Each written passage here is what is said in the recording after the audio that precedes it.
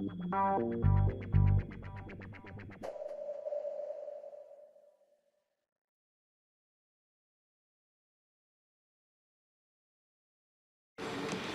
Louis a demandé pour intervenir, il a demandé pouvoir intervenir pendant une demi-heure.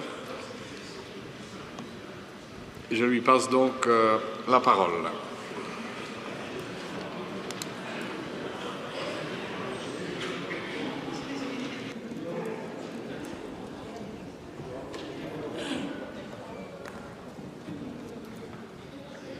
Merci, Monsieur le Président.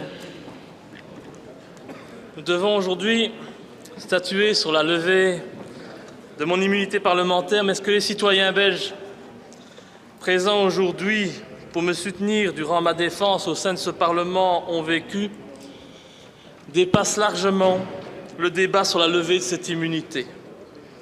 En effet, sur décision unilatérale et arbitraire du président de cette Chambre, le socialiste André Flau, leurs droits élémentaires de citoyens ont été bafoués. Sans avoir causé le moindre trouble, ces citoyens, environ 80 personnes, coupables de soutenir mon mouvement Debout les Belges, ont vu leur accès à la tribune réservée au public être interdit par le président Flau, qui montre par cette décision son manque de respect pour les citoyens et la démocratie. Un manque de respect partagé par le socialiste flamand Renat Landuyt, qui a même trouvé intelligent d'intervenir personnellement auprès des services de la Chambre pour interdire que de l'eau soit mise à disposition de mes invités, de ces citoyens qui sont bloqués depuis plus de 6 heures dans une petite salle du Parlement. Selon M. Landuyt, seuls les élus ont droit à des boissons.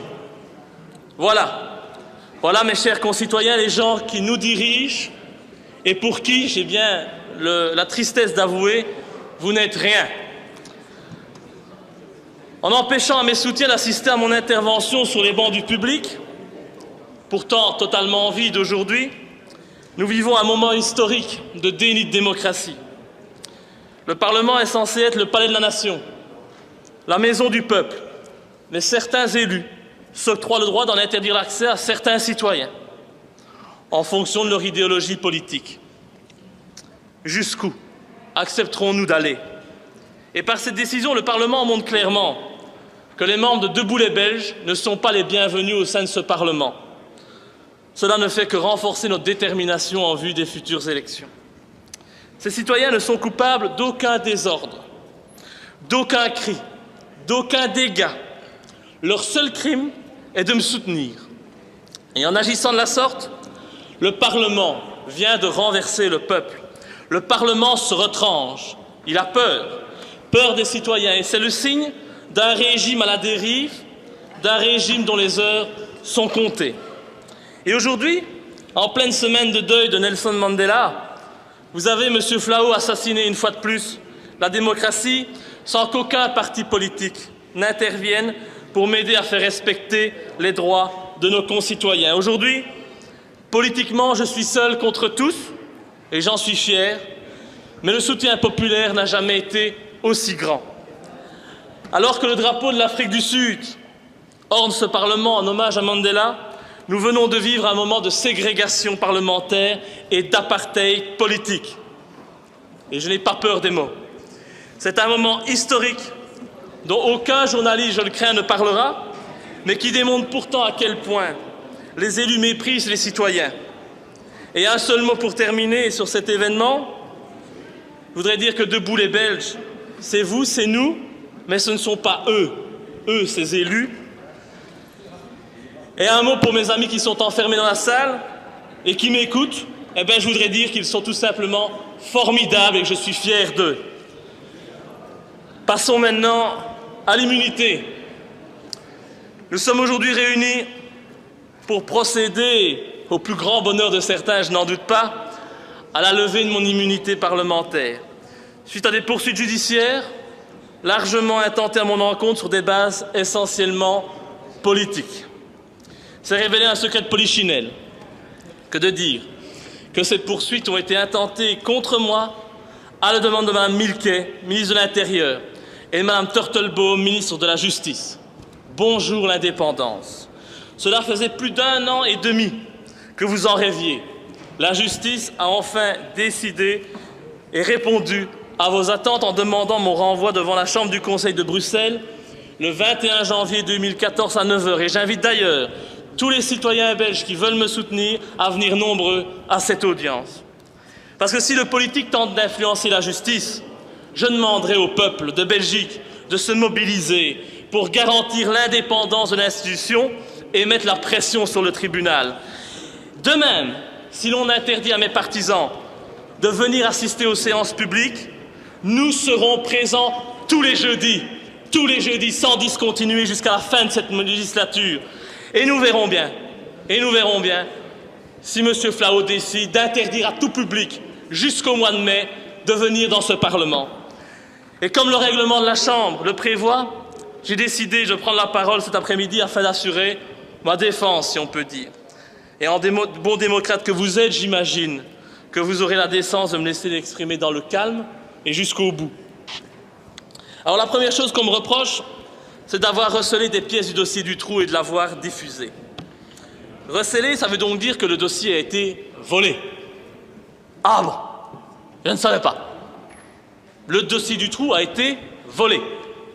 Moi, j'ai lu ça nulle part. J'ai lu ça nulle part dans les journaux. Et donc, dois-je comprendre que l'État belge est incapable de protéger le dossier judiciaire le plus important des 20 dernières années? C'est possible, hein, vu qu'on a bien été capable de laisser Dutroux s'évader. Dans ce pays, tout est possible. Et c'est aussi comique d'oser parler de recel, alors que le dossier Dutroux a été jugé en 2004 en audience publique devant la cour d'assises d'Arlon. Je dois rappeler que ce dossier a dès lors été largement diffusé auprès des journalistes et des organes de presse afin d'alimenter leur gazette. Et nous savons tous aujourd'hui que tous les organes de presse sont en possession de ce dossier sensible. Mais allez, admettons, je veux bien vous faire plaisir, admettons que ce dossier que j'ai reçu d'un ancien parlementaire, un membre de l'ancien parti vivant, M. Albert Mailleux, et non d'un criminel, hein. Imaginons que ce dossier ait été volé. Pourriez-vous me dire pourquoi je suis le seul à être poursuivi pour en avoir eu quelques pièces en ma possession? Parce que j'ai fait des recherches et j'ai découvert que je n'étais pas le seul à détenir ces documents. Ainsi, j'ai découvert cet article du 7 juillet 2010. J'étais à l'époque élu depuis quelques semaines. Et j'étais encore loin d'avoir été mis en possession des photos d'autopsie des victimes de Dutroux et consorts. Je vais vous lire l'article qui a été publié sur 7 sur 7. Suite aux perquisitions effectuées à l'archevêché de Malines-Bruxelles et à la découverte des CD-ROM contenant le dossier Dutroux chez le cardinal Danez, l'ancien primat de Belgique, l'Église réagit par une conférence de presse par les voix de Éric de Beuquelaar, porte-parole des évêques de Belgique, et maître Keulener, avocat de l'archevêché. Voici le passage le plus intéressant. Les documents relatifs au dossier judiciaire de Julie et Mélissa découverts lors de perquisitions à l'archevêché de Malines le 24 juin ont été envoyés par un tiers à Monseigneur Léonard. Il ne s'agit pas de dossiers papier, mais de 2 CD-ROM qui auraient été envoyés par un tiers bien connu de la presse et de l'évêché. Comme le mentionne la presse de mercredi, ces CD-ROM ont également été envoyés durant l'affaire Dutroux à des journalistes judiciaires, des politiciens et d'autres personnalités du pays. Il conclut en disant « Il ne s'agirait donc aucunement d'une trouvaille unique. Il ne s'agirait donc pas d'une trouvaille unique. » Et d'autres personnes de sphères d'activité différentes auraient donc reçu ce dossier. Excusez-moi, mais je me pose alors une question. Pourquoi le parquet ne décide-t-il pas de poursuivre ces journalistes, ces politiciens, ces ecclésiastiques qui, tout comme moi, ont reçu ce dossier? Pourquoi la justice ne décide-t-elle pas de poursuivre le cardinal Danez, Monseigneur Léonard? Non. La justice décide de poursuivre uniquement Laurent Louis. Et lors des perquisitions qui ont été effectuées à l'archevêché de Malines-Bruxelles et chez moi, c'est le même dossier qui a été retrouvé. Eux ne sont pas poursuivis, mais moi, je suis poursuivi. Pourquoi une telle différence de traitement? Pourquoi ne poursuit-on pas ceux qui ont diffusé ce dossier durant le procès Dutroux?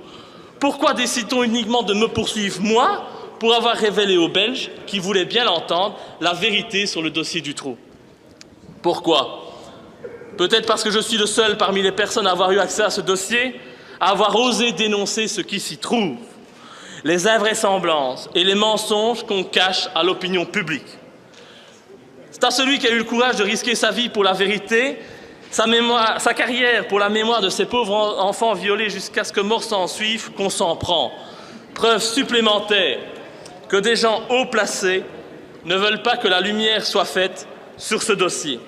La réalité, c'est que Dutroux n'est que la petite main d'un réseau bien plus large, se composant d'une certaine élite du pays, des gens qui sont en mesure de faire étouffer la vérité. Et pour rappel, la justice a voulu nous faire croire que les fillettes, Julie et Mélissa, étaient mortes de faim dans la cage de Dutroux lorsque ce dernier avait été incarcéré quelques semaines pour une affaire de vol. Alors, si les fillettes sont mortes de faim, moi j'aimerais bien savoir, parce que je suis peut-être bête et que je ne comprends rien, mais j'aimerais bien savoir, j'aimerais bien qu'on m'explique, une fois pour toutes, comment il se fait qu'elle présentait sur les photos d'autopsie des béances anales et vaginales de plus de 5 cm. Mais c'est vrai, madame, vous avez peur de dire la vérité. Vous voulez me faire croire qu'elles se sont faites cela toutes seules dans la cache. Et pourquoi? Pourquoi a-t-on refusé d'analyser les 6000 traces ADN retrouvées sur les fillettes et dans les caches? Du sang, du sperme, des cheveux, des poils. Pourquoi n'a-t-on pas été plus loin? Avait-on peur de retrouver la trace de personnalité influente? Je suis quand même bien en droit de me poser cette question partagée par l'ensemble du peuple belge. Et j'aimerais profiter de cette tribune pour vous dire que ma démarche, et Mme Fonck aurait dû entendre ça, elle a été soutenue en juillet 2012 par la grand-mère de Julie Lejeune en personne. Cette grand-mère qui m'a contacté lors de mes révélations pour m'apporter son soutien. Mais vous ne voulez pas l'entendre. C'est pourtant la grand-mère de Julie qui m'a apporté son soutien. Cette dame s'est plainte auprès de moi de n'avoir jamais eu accès aux photos des fillettes, son beau-fils lui ayant interdit de les voir. Cette dame était prête à me soutenir, visiblement, mais elle s'est finalement abstenue par respect pour le frère de Julie.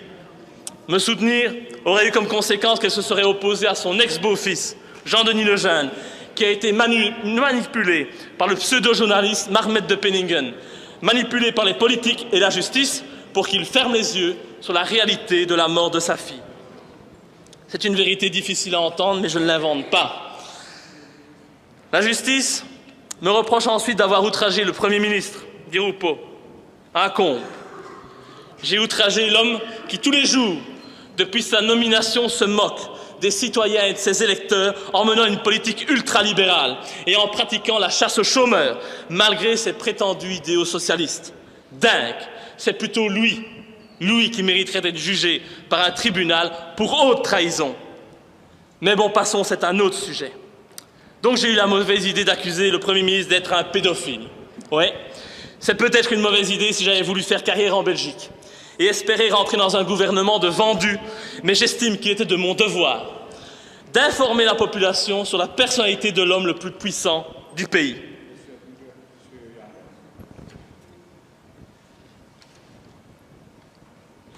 Ja, dank u wel, meneer de voorzitter. Ik zie dat de collega's het halfrond verlaten. Ik sluit mij aan bij de verontwaardiging die, denk ik, de reden is waarom zij het halfrond verlaten. Ik deel, en ik denk dat ik namens mijn fractie mag spreken, dat wij die verontwaardiging delen. Maar dit is een parlement en alhoewel het van de laagste soort is wat daar op de sprekersstoel verteld wordt, vind ik toch dat in een parlement de parler vrai een van de belangrijkste waarden van een parlement is.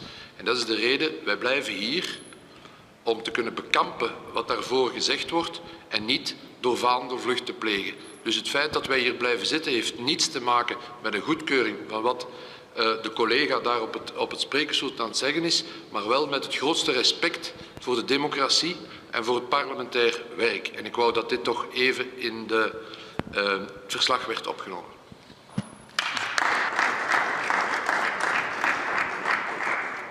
Ik dank u, meneer Jambon.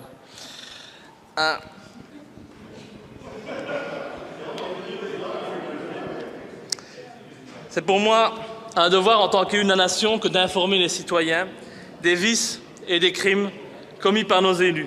C'est ce que je me suis contenté de faire. Alors c'est vrai, Di Rupo n'a jamais été condamné pour pédophilie, mais un nombre très important de plaintes ont été déposées contre lui pour de tels faits, toujours pour les mêmes faits. C'est bizarre, non? Comme on dit chez nous, il n'y a pas de fumée sans feu.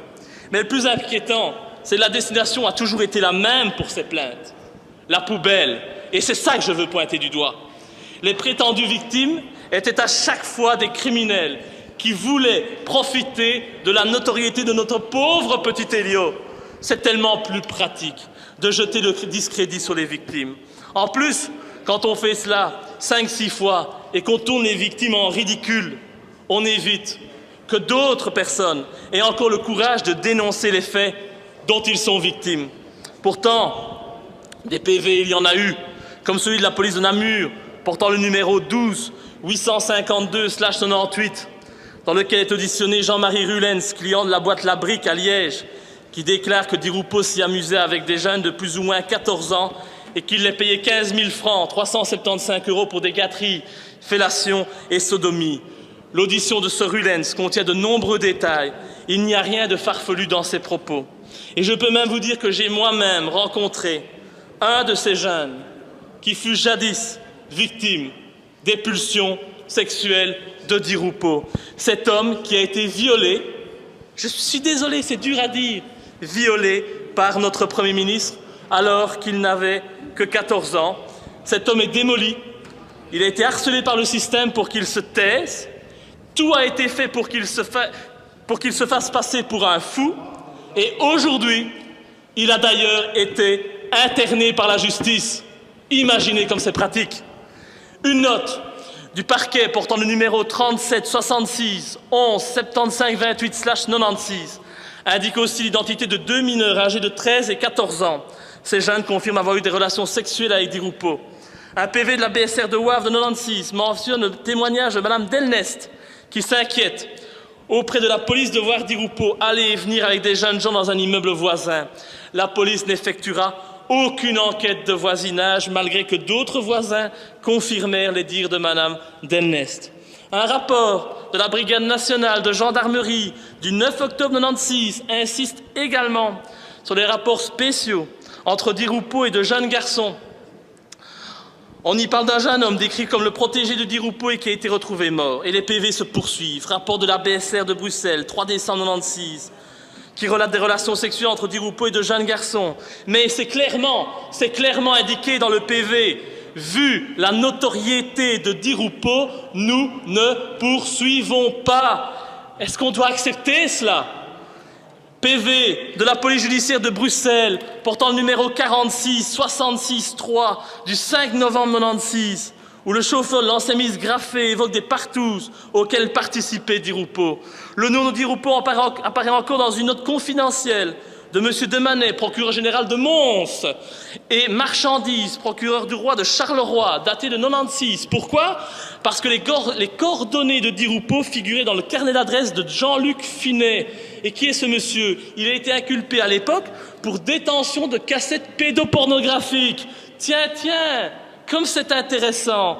Di Rupo a également eu un accident de voiture lorsqu'il était en compagnie d'un jeune garçon à Sarre-la-Buissière, à quelques mètres de la maison de Marc Dutroux. Mais comme par hasard.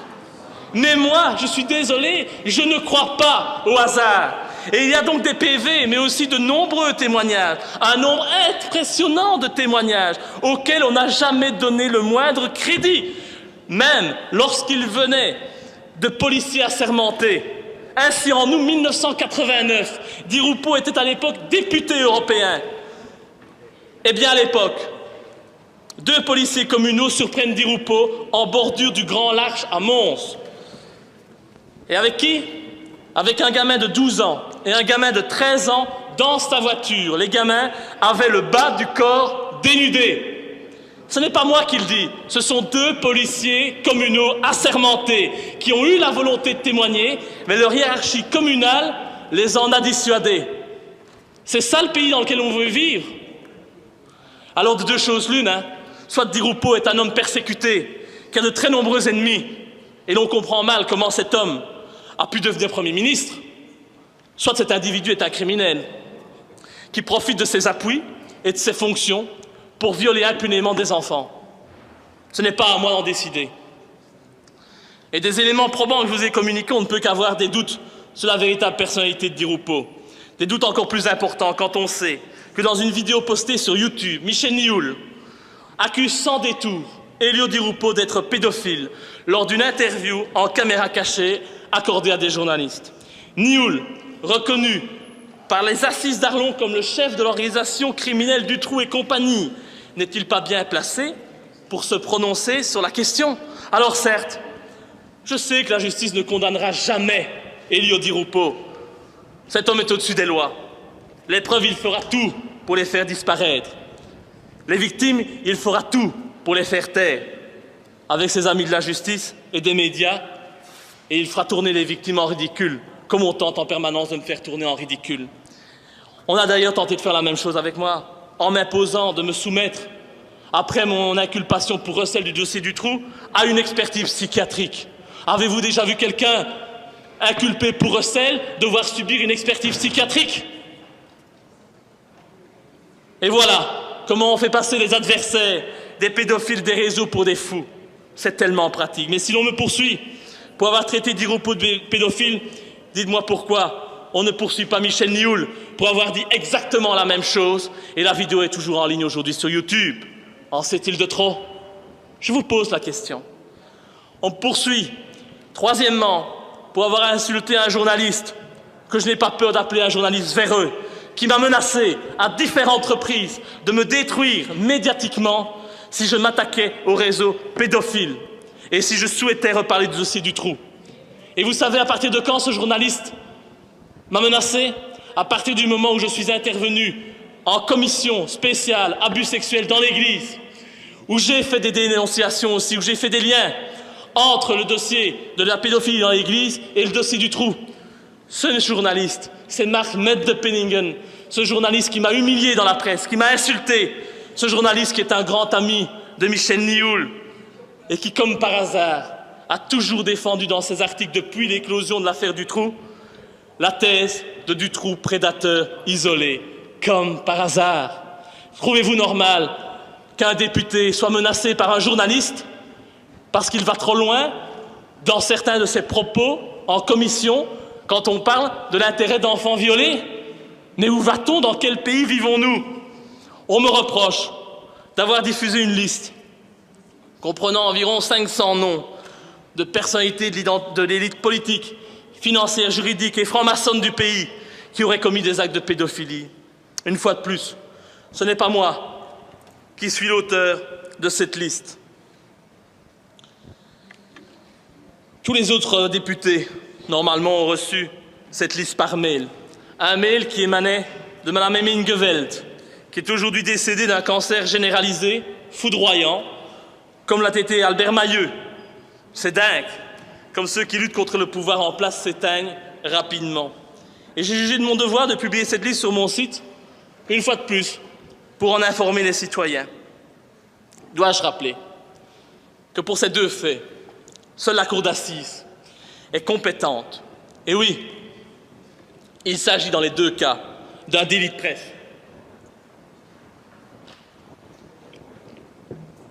Et franchement, je serais très heureux de pouvoir répondre de ces faits devant une cour d'assises qui me donnerait une formidable tribune pour mener ce combat contre la pédophilie d'État maçonnique.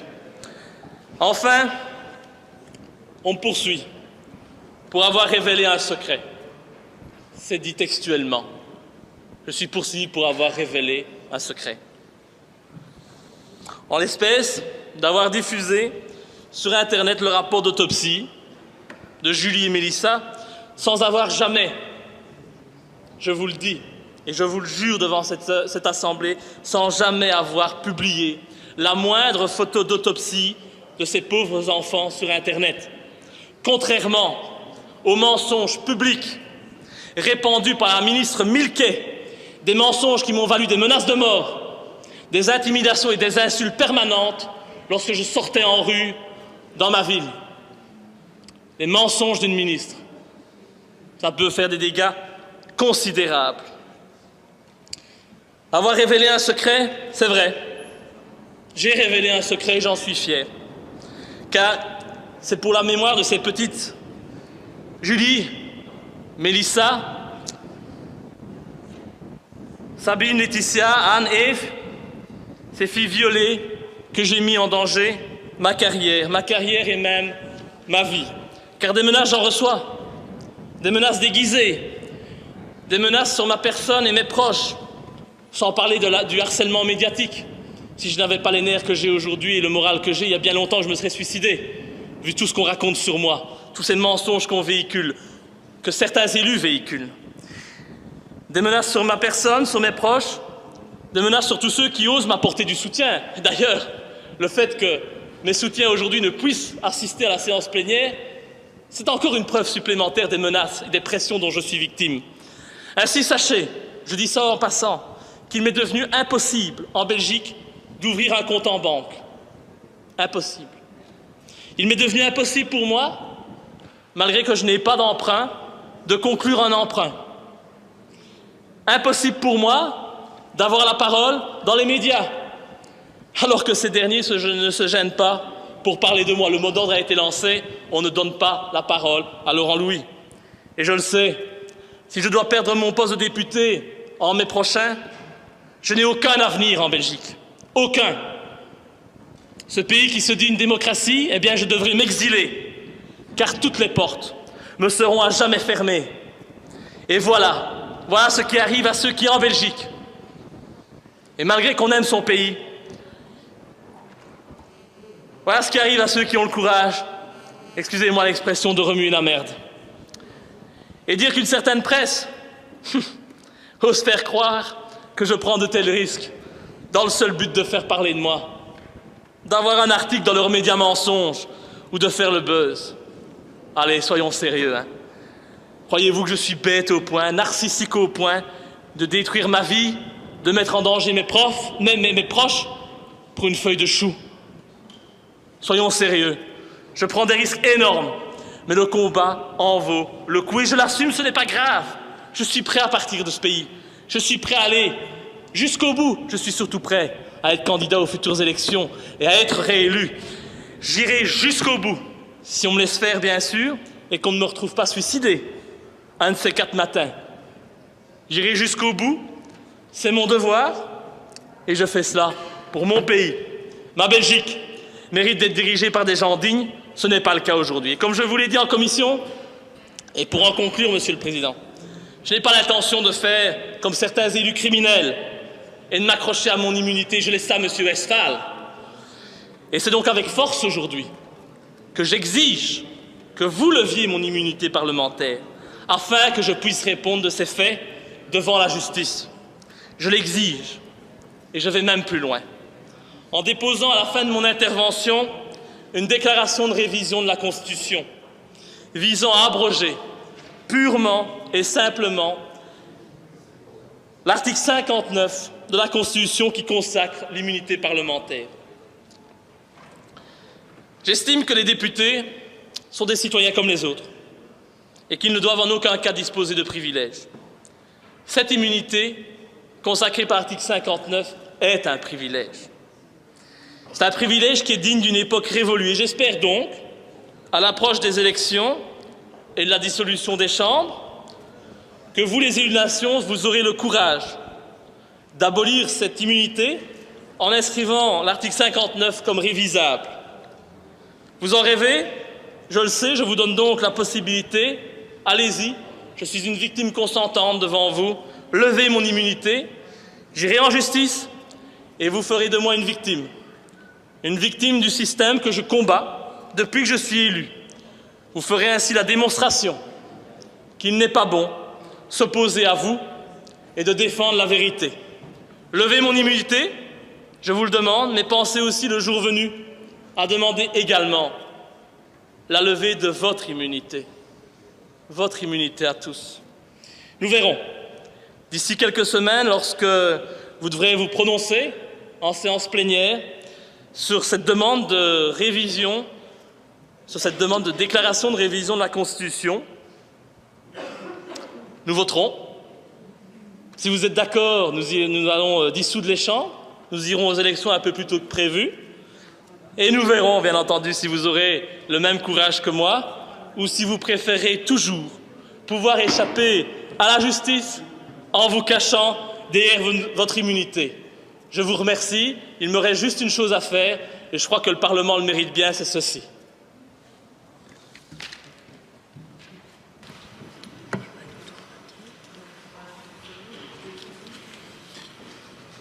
Quelqu'un demande-t-il la parole?